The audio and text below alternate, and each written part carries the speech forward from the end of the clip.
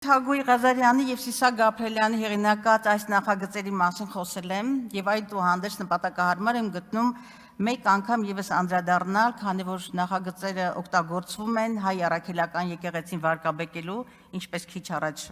ականատեսը եղանք եւ բազմաթիվ ստահոդ հայտարարություններ եւ հաստատումներ տարածելու համար։ Հիշեցնեմ, որ նախագծերի փաթեթով նախատեսվում է Հայաստանի Հանրապետության տարածքում գտնվող պետական ցանկերում ներառված ոչ պետական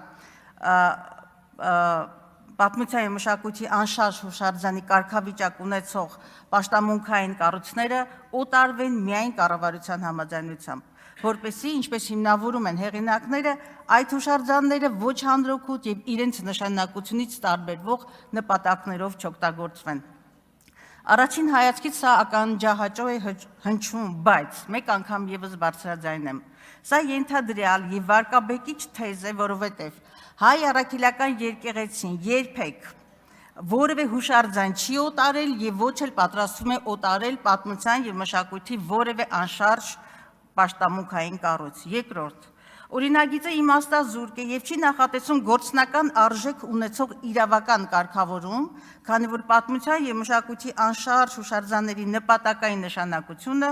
որևէ մեկը իրավասու չէ փոխել անկախ վերջինի սեփականության ձևից։ Ուստի օտարելու դեպքում շարունակվելու է պահպանվել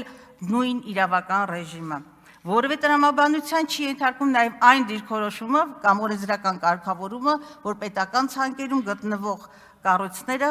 կարող են համարվել օտարման ենթակա։ Եվ ամենակարևորը, այս եւ մի քանի նախաձեռնությունների առնչությամբ Գերագույն հոգևոր խորհուրդը հայտարարություն է տարածել, որով եկեղեցին հանդես է գալիս օրենսդրության առավել խստացման դիրքերից, մասնավորապես պետական ցանկերում գտնվող բոլոր հուշարձանները համարելով համազգային ժառանգության մաս, եկեղեցին մերժում է հուշարձանի կարգավիճակ ունեցող որևէ պաշտամունքային կառույց օտարելի հնարավորությունը անկախ սեփականության ձևից։ Եվ ես կարծում եմ, ինչպես քիչ առաջ եւս համոզվեցինք,